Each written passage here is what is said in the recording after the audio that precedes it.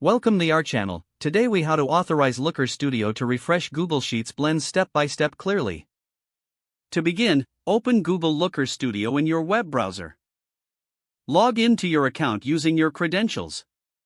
Navigate to the report that contains the Google Sheets blends you wish to authorize. In the top right corner, select the Resources menu. From the drop-down, click on Manage Added Data Sources. This will display a list of your data sources. Locate and select the Google Sheets data source you want to refresh. Click on the Edit button to access the settings for this data source. In the data source settings, find the option labeled Authorize. Click on the Authorize button to initiate the authorization process. A pop-up window will appear, requesting account access.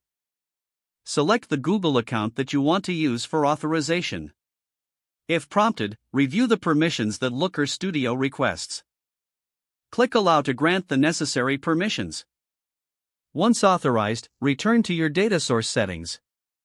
Ensure that the Refresh Data option is enabled for your Google Sheets blend.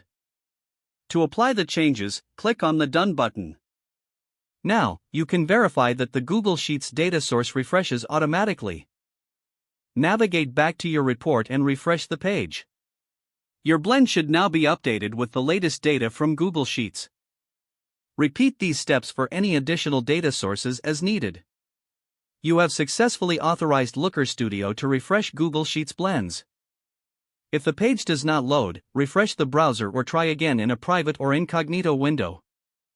Make sure you are using the correct email address, then retype it carefully to avoid small typos.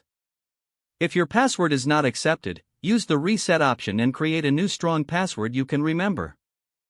Check your spam folder for verification or security emails, then complete any requested confirmation steps. Enable two-factor authentication if available to improve account security and reduce unauthorized access risk. After signing in, review your profile details so your contact information and settings are accurate and current. If you see an error message, note it down and try again after restarting your device and internet connection. Log out when you finish, especially on shared devices, to keep your account and payment information secure.